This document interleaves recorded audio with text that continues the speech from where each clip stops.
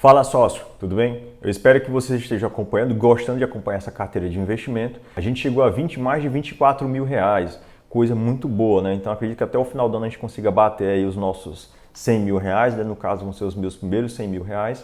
E aí eu preciso te falar e quero te mostrar o que aconteceu nos últimos meses aí com essa carteira. E aí primeiro eu preciso te falar, essa não é uma recomendação de investimento, essa carteira é uma carteira minha, tá? E é individual, você deve ter a tua carteira, você deve ter a tua estratégia de investimento. Eu somente estou te mostrando isso aqui para que você consiga se inspirar e de repente até investir e procurar aí uma forma de você gerar uma outra fonte de renda, tá certo? Então, nunca copie carteiras aleatórias aí de pessoas que você não conhece da internet, tá? Sempre procure estudar sobre investimento e você montar a sua própria carteira, tá bom? Vamos aqui para a tela que eu vou te mostrar como é que foi as movimentações que eu fiz aí nos meses passados e como é que a gente já tá bom? Se a gente entrar aqui agora, ó, a gente chegou aí em R$ 24.600, tá, investidos.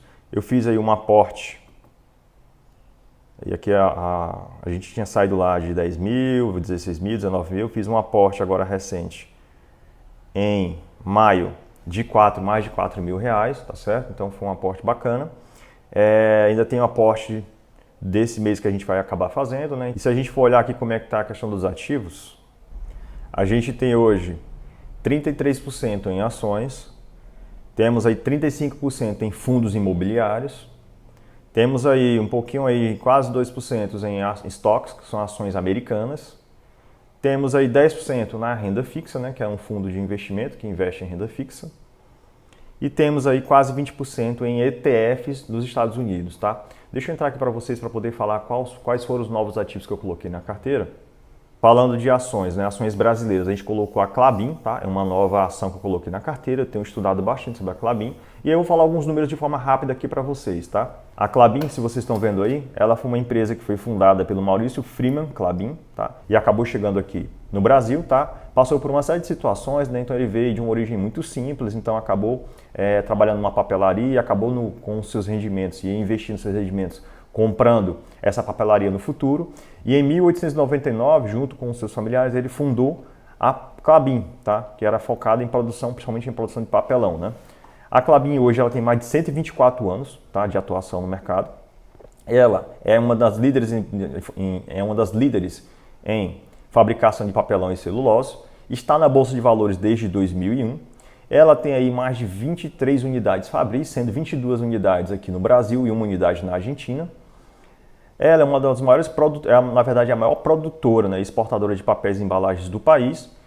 Tem, como eu falei, 124 anos de mercado, mais de 25 mil colaboradores espalhados aí e está dentro dos índices de sustentabilidade aí brasileiro, tá bom? Então a Klabin é essa gigante aí do mercado brasileiro que eu acabei investindo e pretendo continuar estudando aí sobre ela nos próximos meses e anos, tá certo?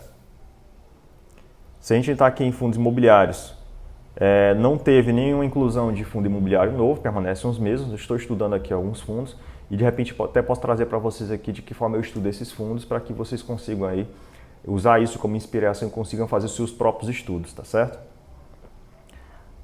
Falando das stocks, que são as empresas americanas, eu investi no Bank for America e na Pfizer, tá? Na Pfizer, que é uma das grandes farmacêuticas aí mundiais, tá? Vamos falar um pouquinho sobre o Bank for America, que é um dos maiores bancos americanos, né? Ele é focado em investimentos, apesar de ter seguros e ter empréstimos também, mas ele é um banco focado em gerir grandes fortunas. Então ele pega o dinheiro lá de grandes investidores e faz o gerenciamento dessas grandes fortunas. Foi fundado em 1956, ou seja, ele tem mais de 67 anos, tá, de atuação. Já passou aí por diversas crises, né? Então esse é um dos motivos de eu gostar de investir em empresas centenárias ou empresas que têm muitos anos de atuação, porque elas se tornaram empresas e parecem ser empresas resilientes, né? Pois elas passaram por diversas situações, diversas crises e muitas vezes ainda deram lucro. A outra grande empresa, como eu falei anteriormente, é a Pfizer, né? Que é uma empresa farmacêutica aí muito grande, então uma das maiores empresas farmacêuticas do mundo, foi fundada em 1849, ou seja, ela tem mais de 174 anos aí de atuação no mercado, sendo que ela teve uma receita bruta de 76 bilhões de receita bruta aí no último ano, tem mais de 79 mil colaboradores aí espalhados pelo mundo, presente em mais de 125 países. Então ela tem atuação nesses 125 países aí. Teve um aporte aqui no Trend DI Simples, né, que é um fundo de investimento que foca em investir em tesouro direto, em CDI, né, em renda fixa. Então tem aí o Trend DI que fiz um aporte. E agora os nossos ETFs, tá? Eu tenho estudado bastante os ETFs e vou falar um pouquinho para vocês aqui sobre esses ETFs, tá bom? O primeiro ETF que eu fiz investimento foi o QQQ, tá? Que é um ETF de investimento que investe em empresas da Nasdaq, né? E as empresas que estão dentro da Nasdaq são principalmente as empresas de tecnologia, não são as únicas, tá? Mas são as empresas que focam bastante em tecnologia. Por exemplo, a Apple, Google, Microsoft, a Tesla, essas empresas estão dentro da Nasdaq, tá? Então, eu investi nesse QQQ. Eu tenho aproximadamente aí $354 investidos aí no QQQ, tá bom? Já o outro fundo de investimento que a gente investiu no outro ETF foi o VUL, tá? Ele investe nas 500 maiores empresas americanas, então são empresas de tecnologia, do ramo financeiro, do ramo de energia, do ramo de telecomunicações, então eu investi no VUL, tá? O outro ETF que eu investi foi o VT, tá? Que é um fundo global, ele investe em mais de 9.364 empresas, então ele investe em empresas gigantes aí espalhadas pelo mundo, tá bom? Inclusive até as empresas do S&P 500, elas estão dentro do VUL, né? Do VUL não, do VT, né? O outro ETF que eu investi foi o XYLD, que é um fundo que ele tem uma estratégia de comprar as 500 maiores empresas do mundo, né? Que é das 500 do S&P 500. Então o que é que ele faz? Ele acaba comprando aí as 500 maiores empresas, que é uma estratégia de investimento que é comprar as empresas do S&P 500 e ele compra e faz venda de calls cobertos, ou seja, ele faz uma estratégia lá que é até um pouco arriscada no mercado, mas ele pega esse rendimento que é distribuído e distribui em forma de dividendos. Então, se vocês olharem aí, ele teve um crescimento de dividendos nos últimos anos, mas eu entendo que é uma estratégia um pouco mais arriscada, então é provável que eu vá ter, conforme o passar do tempo, uma exposição menor para esse ETF, tá bom? E aí o que foi que a gente teve de dividendos, né? Vamos olhar agora o que a gente teve de dividendos aqui. Entrando aqui nos nossos dividendos, né? Lá no mês de abril eu tive R$60, né, de dividendos, no mês de maio R$80 e agora no mês de junho eu vou para R$120 de dividendos, né? E aí o que é interessante, né? Se a gente olhar aqui um período mais completo, colocar aqui de forma anual, tá? A gente vê que lá em 2019 eu tive R$110 de dividendos, em 2020 R$1.100 de dividendos, em 2021 R$1.000 de dividendos, em 2022, como eu falei para vocês nos vídeos anteriores, eu tive R$150 porque eu acabei vendendo as minhas ações para poder investir em outros negócios, né? E esse ano eu já tive aí R$505 de dividendos, então é muito provável que a gente vá passar desses valores aí recebidos nos últimos anos.